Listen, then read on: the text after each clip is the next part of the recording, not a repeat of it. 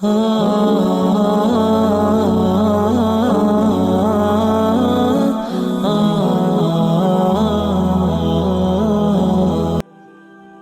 وہ آنسو جو صبر کی انتہا کو پہنچ کر نکلتا ہے، اللہ تمہارے ہر اس آنسو کے بدلے تمہاری تقدیر بدل دے گا۔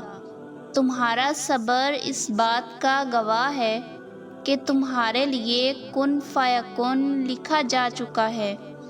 تمہارے صبر کا صلہ اب بہت قریب ہے۔ بہت جلد وہی سب ہونے والا ہے جو تم چاہتے ہو۔ پھر تکلیف میں نکلنے والا آنسو خوشی کے آنسو میں بدل جائے گا۔ صبر تو اللہ کبھی بھی ضائع نہیں کرتا۔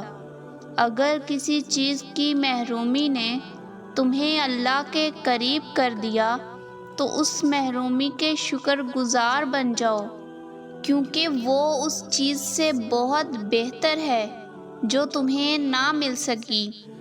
واحد اللہ ہی ہے جو تمہیں کبھی بھی تنہا نہیں چھوڑتا۔ جب تم اللہ کو پا لیتے ہو تو پھر جس تنہائی سے تم ڈرا کرتے تھے اس تنہائی سے تم بے خوف ہو جاتے ہو۔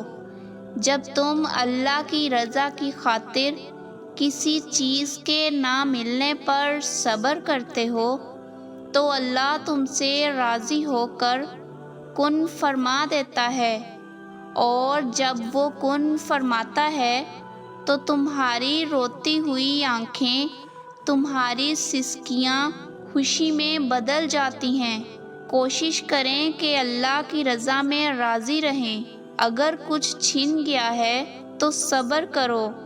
اگر تمہیں لگ رہا ہے کہ اللہ نے کسی بہتر چیز کو تم سے دور کر دیا تو اللہ بہتر لے کر بہترین دینے پر خوب قادر ہے۔ اللہ فرماتا ہے کہ جو تم سے چھن جائے اس پر غم نہ کرو، میں تمہیں بہترین عطا کر دینے پر قادر ہوں۔ کھوئی ہوئی چیزیں واپس لوٹا دینے پر قادر ہوں۔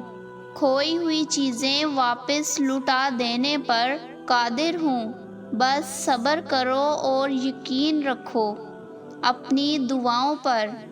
بہت جلد اللہ کن فرمائے گا اور اس کے ایک کن سے سارے غم مٹ جائیں گے۔ تم ایسا محسوس کرو گے کہ جیسے کوئی غم تمہاری زندگی میں آیا ہی نہ ہو، جیسے تم نے کسی چیز کی محرومی دیکھی ہی نہ ہو۔ دعا مانگتے رہو۔